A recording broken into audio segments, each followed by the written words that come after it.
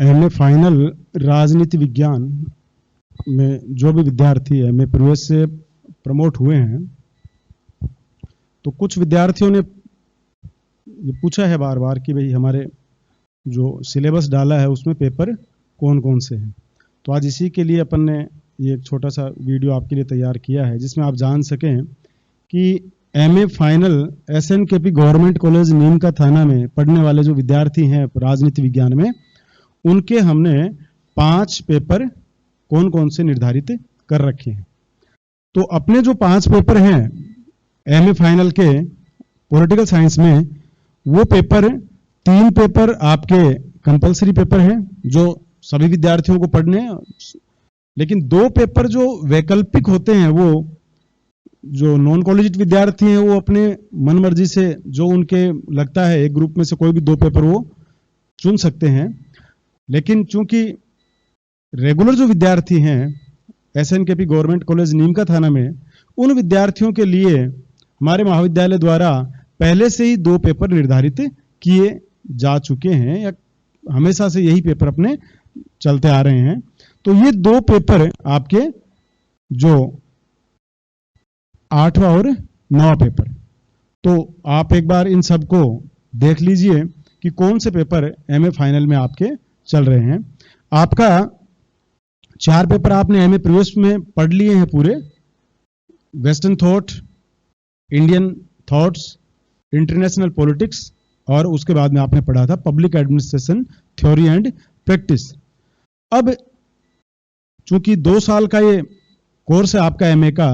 जो प्रवेश के बाद में फाइनल का जो सिलेबस है आपका, उसमें पेपर संख्या 5 से शुरू होगी। तो आपका 5वां पेपर है वो है आधुनिक राजनीतिक सिद्धांत एवं तुलनात्मक राजनीति।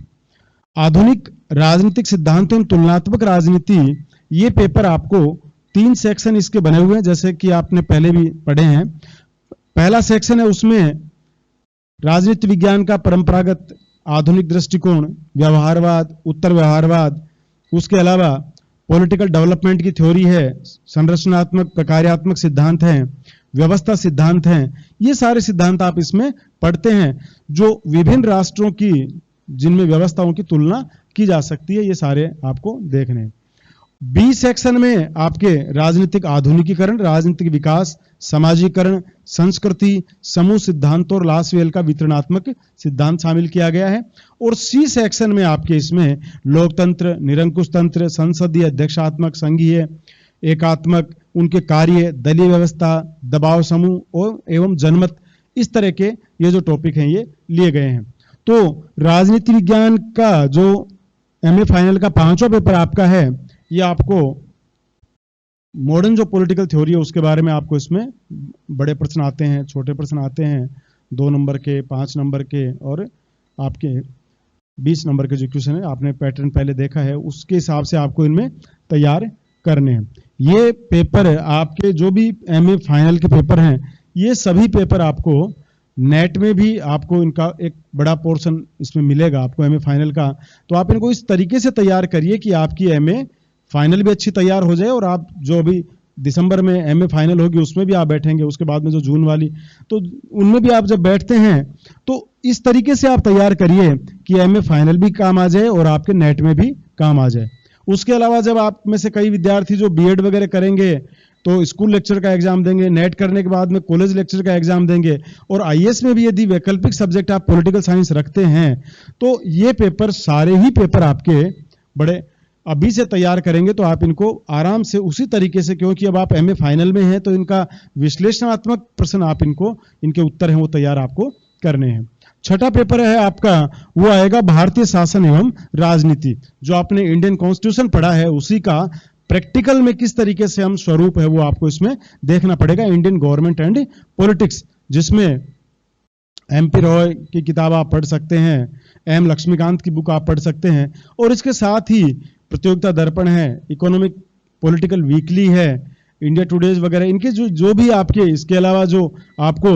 न्यूज़पेपर्स वगैरह आते हैं, इनमें खूब आर्टिकल्स आपको इनके मिलेंगे। तो इन आर्टिकल्स पे आपको जो करंट घटनाएं हैं उनके पर और संविधान में जितनी भी जो चीजें अभी वर्तमान में चल रही है उन सब पर आपको टच में रहना है और उनके अकॉर्डिंग आपको इनका विश्लेषण करना है। तो भारतीय शासन एवं राजनीति ये आपका छठा पेपर रहेगा, जिसमें भारतीय संविधान के दार्शनिक आधार, मौलिक अधिकार, मौलिक कर्तव्य, नीति निर्देशक तत्व, राष्ट्रपति, प्रधानमंत्री, मंत्रिपरिषद, संसद, उनके दोनों सदनों के मध्य जो संबंध हैं, उच्चतम न्यायालय, लोकहित, न्यायिक सक्रियता, न्यायिक पुनरावलोकन, राष्ट्रपति शासन यदि लगाया जाता है राज्यों में तो उस समय की स्थिति क्या होगी, क्षेत्रवाद, राष्ट्रीय एकीकरण, राजनीतिक दल, मतदान व्यवहार, भारत में निर्वाचन सुधारों की आवश्यकता है। इसके अलावा जाति, वर्ग, संप्रदाय, भाषावाद, क्षेत्रवाद,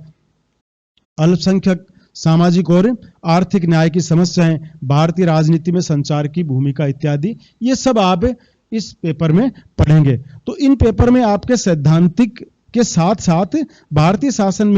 भारतीय शासन का संविधान क्या कहता है और उसके साथ ही भारतीय राजनीति में इनको किस तरीके से प्रयुक्त किया गया है, किस तरह इनका व्यवहार में यूज किया गया है, ये सारा आप विश्लेषणात्मक रूप से पढ़ेंगे। तो ये आपका छठा पेपर जो आपने लगातार चल भी रहा है, ये पेपर आपको वीडियोस पीडीएफ वगैरह इसमें काफी डाले गए हैं, लेकिन साथ ही ये इस वीडियो का उद्देश्य भी यही है कि आप इन सिलेबस जो आपको शुरू में डाला गया था उस सिलेबस के अकॉर्डिंग आप इन प्रश्नों को तैयार करें, और जो भी प्रश्न आप तैयार करें उन प्रश्नों को आप तैयार करने से पहले टॉपिक जब आप पढ़ते हैं तो साथ में आप 2019 के हैं, 2018 के, 17 के, 16 के जो पुराने पेपर है पिछले 5-10 साल के, उन पेपर को जरूर आप देखते रहिए कि उन पेपर्स में किस तरह के प्रश्न पूछे गए हैं, क्योंकि हमारा मूल उद्देश्य है पेपर को देखना कि उनमें किस तरह के जो उत्तर हमें लिखने हैं, तो वो तब लिखेंगे हम जब हम पुराने पेपर्स को देखें कि उन पेपर में किस तरीके से आपको प्रश्न पूछे गए हैं। तो आप पुराने पेपर अभी ले लीजिए, साथ ही अच्छी जो रिकमेंडेड बुक्स इनके साथ सिलेबस के साथ ही आपके डाली गई हैं, काफी बुक्स वगैरह उनको देखिए, कई पीडीएफ अच्छे डाले जा रहे हैं, और इसके अलावा भी आप गूगल वगैरह पे पीडीएफ वगैरह हैं, और समय समय पे जो वीडियो आपको डाले जा रहे हैं उन वीडियोज को आप देखिए, जिनमें इन विभिन्न प्रश्नों के ऊपर अपन बात करेंगे, विभिन्न टॉपिक्स के ऊपर अपन बात करेंगे। सातवां पेपर जो आपके आता है एमए फाइनल में, वो पेपर है आपका रिसर्च मेथोडोलॉजी या अनुसंधान प्रविधि। ये पूरा पेपर जब आप भविष्य में पीएचडी करते हैं उस समय काफी काम आएगा। नेट में पूरा एक पोर्शन आपको अनुसंधान प्रविधि का मिलेगा, जिनमें अनुसंधान के तरीके जो हैं कि राजनीति विज्ञान में शोध की आवश्यकता क्यों पड़ती है, शोध मतलब मुख्य रूप से आप ये देखेंगे कि शोध हम क्यों करते हैं, समस्याओं का समाधान करने के लिए, विभिन्न समस्याएं क्या है, उन समस्याओं का वास्तविक रूप जानने के लिए, सत्यता तक पहुंचने के लिए हमें शोध की आवश्यकता पड़ती है। और जब समस्या हमारे सामने आ जाती है, शोध के माध्यम से हम समस्या के वास्तविक स्वरूप तक पहुंचते हैं कि समस्या का वास्तविक स्वरूप क्या है, उस स्वरूप के अनुसार फिर हम समस्याओं का समाधान करते हैं। तो ये सारी चीजें हम शोध के माध्यम से ही कर पाते हैं। तो राजनीति विज्ञान में जो विद्यार्थी आगे चलकर जो शोधार्थी के रूप में शोध कार्य करेंगे, उनको किन किन टेक्निक्स की उनको हेल्प लेनी है, कौन कौन सी तकनीकें वो इस्तेमाल करेंगे, ये सारे तरीके आपको इस पेपर में बताए गए हैं। तो इसको बड़े गंभीरता के साथ आपको देखना है कि ये देखो शोध प्रविधि है, ये डेली लाइफ में भी हमारे बहुत काम आती है। जो जब प्रॉब्लम्स आती हैं उन प्रॉब्लम्स को हम कैसे जानें, क्योंकि हर प्रॉब्लम को हो सकता है कि जैसे हम देखें वैसे जो प्रॉब्लम देखने में हमें लगती है, जब हम उसके अंदर जाते हैं, उसको जानने की कोशिश करते हैं तो चीज को दूसरी निकल के आती है। तो हर समस्या जो आती है उसके कई चीजें होती है। मतलब रिसर्च मेथोडोलॉजी में ये माना जाता है कि जिन चीजों को हम देखते हैं, केवल देखना या सुनना ही हम उसको सत्य मान लें, ये सही नहीं है। वो कहते हैं कि हर चीज के तीन अलग अलग एस्पेक्ट्स हमें दिखाई देते हैं हर स्टोरी के पीछे। एक वो जो हमारा जो व्यू है उसके अनुसार जो हम देखते हैं, तो एक वो तरीका निकल के सामने आता है। एक वो जो तरीका जो दूसरे हमारे सामने प्रस्तुत करते हैं, एक उस तरीके से हम उस स्टोरी को देख सकते हैं। और तीसरी वो चीज जो हमारे और दूसरे और वास्तव में जो अर्थात जो वास्तव में सत्य क्या है ये जानना। तो ये तीनों चीजें ही हमें ध्यान में रखते हुए सत्य के नजदीक पहुंचना रिसर्च मेथोडोलॉजी का एक पार्ट होता है। और उसी के आधार पर हम तो इस रिसर्च मेथोडोलॉजी के पेपर में आपको अंतर अनुशासनात्मक अनुसंधान, विभिन्न विषयों के साथ मिलकर अनुसंधान हम कैसे करें, उसके साथ ही जो वैज्ञानिक पद्धतियां हैं, पैनल है, केस स्टडी है, रीजनल जो स्टडी है वो कैसे की जाती है, साथ ही शोध समस्याओं का निरूपण है वो कैसे किया जाएगा, शोध की डिजाइनिंग, जो शोध का प्रारूप है वो कैसे तैयार किया जाता है, संकल्पना, परिकल्पना, समग्र चुनाव, आंकड़े कैसे एकत्रित करेंगे, प्राथमिक आंकड़े क्या है, द्वितीयक आंकड़े कैसे एकत्रित करते हैं हम, उनके आधार पे कैसे हम विभिन्न जो सोशल समस्याएं हैं उनको समझने के लिए, जो पॉलिटिकल समस्याएं हैं उनको समझने के लिए, जो भी राजनीति संबंधित हमारा विषय है उसको समझने के लिए हम कैसे उनके संकलन की क्या क्या तकनीकें इस्तेमाल करेंगे, प्रश्नावली कैसे बनाएंगे, अनुसूची क्या होती है, अनुसूची कैसे बनाएंगे, ये सारी चीजें। और इसका जो अंतिम सी सेक्शन होता है उसमें संकेतीकरण है, सारणीयन कैसे हम उसकी सारणी बनाएंगे जिनके आधार पर हम तथ्यों का एकत्रीकरण करने के बाद में हमारे निष्कर्ष निकालेंगे, आंकड़ों का विश्लेषण करने का तरीका है, प्रतिवेदन को कैसे लिखा जाएगा, और राजनीति जो